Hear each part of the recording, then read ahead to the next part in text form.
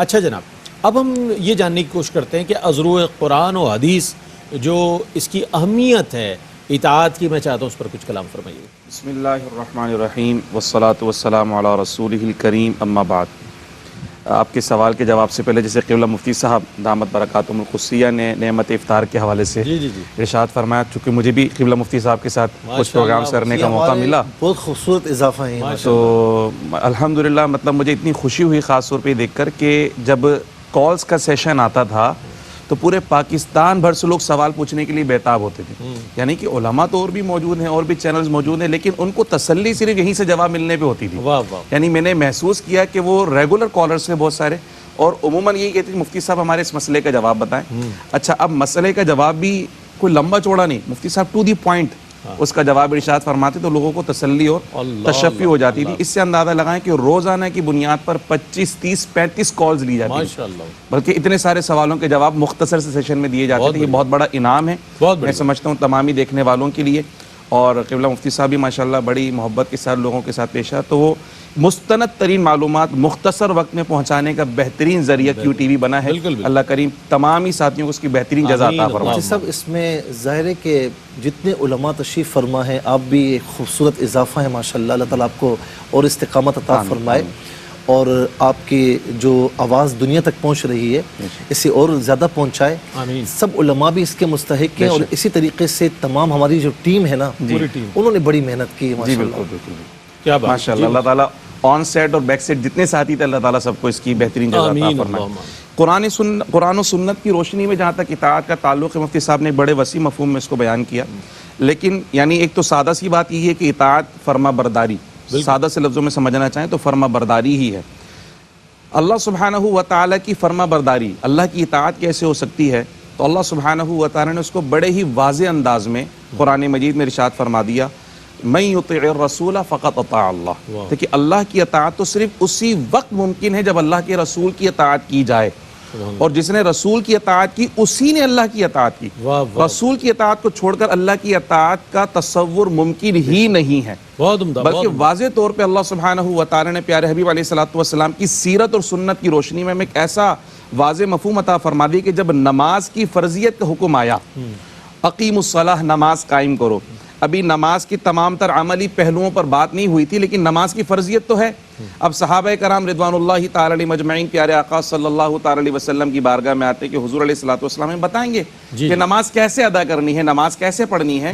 تو پیارے آقا صلی اللہ علیہ وسلم نے وہاں ان کی کوئی تربیتی نشست ابتداء منعقد نہیں کی کہ پہلے تو میں شرائط سکھاؤں گا، پھر فرائض سکھاؤں گا، پھر ادعیہ یاد کرواؤں گا، بلکہ حضور نے بہت سادہ سا جملہ ارشاد فرمایا۔ اچھا، وہ سادہ سا جملہ پیارے آقا صلی اللہ تعالی علیہ وسلم نے وہ سادہ جملہ جو ارشاد فرمایا، انہوں نے فرمایا صلو کما رأیتمونی اصلی، سبحان اللہ، تم جس طرح مجھے نماز پڑھتا ہوا دیکھو نا، بس ویسے نماز پڑھو۔ کیا کہنا ہے؟ ابھی صحابہ کرام کو قیام، رکوع، سجود کی تسبیحات اور اس کی واضح احکامات نہیں پتہ، وہ صرف کیا کر رہے ہیں؟ حضور نبی کریم رؤوف الرحیم صلی اللہ تعالی علیہ وسلم کی اداؤں کی نقل کر رہے ہیں۔ اتباع شروع ہو گئی، اتباع شروع ہو گئی، اطاعت شروع ہو گئی۔ کیا بات! اور آپ یہاں دیکھیں، اطاعت ہو رہی ہے رسول اللہ کی اور عبادت ہو رہی ہے خدا کی۔ خدا کی عبادت ہے۔ تو ابھی تو یہ عبادت کا مفہوم بھی نہیں سمجھے تھے، صرف رسول کی اطاعت کری اور اللہ سبحانہ و تعالی نے اسی اطاعت کو عبادت کا درجہ فراہم کر دیا، اور اب صبح قیامت تک اللہ کی بارگاہ میں وہی عبادت مقبول ہے جو رسول اللہ صلی اللہ علیہ وسلم کی اطاعت کے مطابق کی جائے۔ یعنی اللہ نے قرآن مجید میں ویسے کہا کہ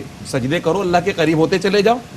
کوئی یہ کہے جناب چونکہ اللہ نے فرمایا کہ سجدے کرو اور اللہ کے قریب ہوتے چلے جاؤ، تو میں ایسا کرتا ہوں کہ ایک رکعت میں 4 سجدے کرنا شروع کر دیتا ہوں، شاید زیادہ قرب نصیب ہو جائے۔ مگر کوئی بھی کہے گا نہیں بھائی یہ تو طریقہ درست ہی نہیں ہے، اور اللہ کو بھی وہ 4 سجدے پسند نہیں ہیں، اللہ کے قریب وہی 2 سجدے کرنے والے جو رسول اللہ نے کیے ہیں۔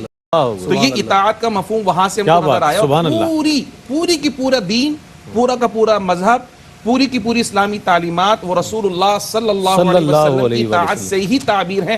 صحابہ نے بالکل عملاً وہیں سے سیکھا۔ اسی طریقے سے رسول اللہ صلی اللہ تعالی علیہ وسلم کی اطاعت کی اہمیت کو اللہ سبحانہ و تعالی نے یوں بھی ارشاد فرمایا، وما ارسلنا من رسول الا لیطاع باذن اللہ۔ اللہ سبحانہ و تعالی نے فرمایا ہم نے جو بھی رسول بھیجے نا وہ اس لیے بھیجیں کہ اللہ کے حکم سے ان کی اطاعت کی جائے۔ اب اگر کوئی اطاعت نہیں کرتا تو یقیناً اپنی جان پہ ظلم کر لیتا ہے، تو کیا کرے؟ فرمایا وَلَوْ أَنَّهُمْ إِذْ ظَلَمُوا أَنفُسَهُمْ جَاءُوكَ فَاسْتَغْفَرُوا اللَّهَ وَاسْتَغْفَرَ لَهُمُ الرَّسُولُ۔ چونکہ آپ کی اطاعت نہیں کی، اپنی جان پہ ظلم کیا، اب اللہ کو راضی کرنا ہے تو واپس آپ کی بارگاہ میں پھر وہیں سے واپس وہیں پر آئے، اللہ راضی آپ ہی کی بارگاہ سے ہوگا، پھر آپ بھی حبیب ان کے لیے مغفرت کی دعا فرما دیں تو اللہ سبحانہ و تعالیٰ کو بہت توبہ قبول کرنے والا کیا بات. اور پیارے آقا صلی اللہ علیہ وسلم کی دعا ہے باقاعدہ، آپ نے صحابہ کرام کو تعلیم فرمائی، خود حضور یہ دعا مانگا کرتے تھے، اللہم مصرف القلوب صرف قلبی علی طاعتی، اے دلوں کو پھیرنے والے میرے قلب کو اپنی اطاعت کی طرف پھیر دے.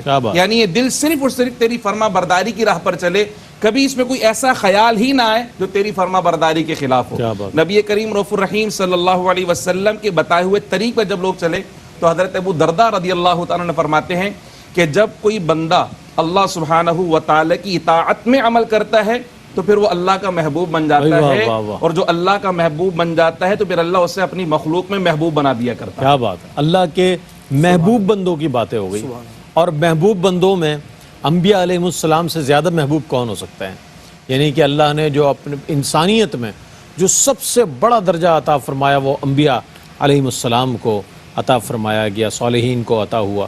تو آیا ان کا جو طریقہ کار تھا اطاعت کا، فرما برداری کا، وہ ہمارے لیے جو ہے رول ماڈلز ہیں؟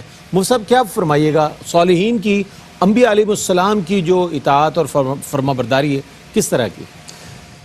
دیکھیں قبلہ مفتی صاحب نے بڑے خوبصورت انداز میں بیان فرمایا اطاعت کو قرآن و حدیث کی روشنی میں. اچھا میں ایک بات یہ بھی عرض کروں گا کہ اطاعت اور اتباع، یاد رکھیں کہ اطاعت میں حکم ہوتا ہے، اتباع میں حکم نہیں ہوتا. ٹھیک ہے جی جی.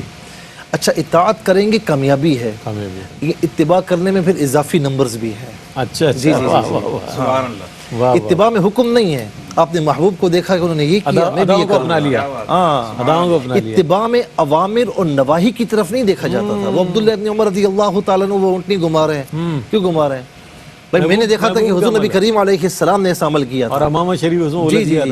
ابو ہریرہ رضی اللہ تعالیٰ عنہ حدیث پاک پڑھتے پڑھتے مسکرا اٹھے، پڑھتے پڑھتے رونے لگ گئے. یا ابا ہریرہ کیا ہوا؟ کہا مجھے نہیں پتا، میں نے اپنے حبیب صلی اللہ علیہ وسلم کو اس مقام پر روتے ہوئے دیکھا، اس مقام پر ہنستے ہوئے دیکھا، مسکراتے ہوئے دیکھا. اتباع میں حکم نہیں ہوتا، اطاعت میں حکم ہوتا ہے. اطاعت میں کامیابی ہے، اتباع میں پھر اضافی نمبرز کے ساتھ کامیابی ہے. پھر اتباع میں یہ بھی ہے نا، قل ان کنتم تحبون اللہ فاتبعونی یحببکم اللہ، کہ میرے محبوب کے نقش قدم پر چلو، ان کی اداؤں کو اپنا لو. میں اپنے محبوب سے محبت کرتا ہوں تو اپنے محبوب کی اداؤں سے محبت کرتا ہوں.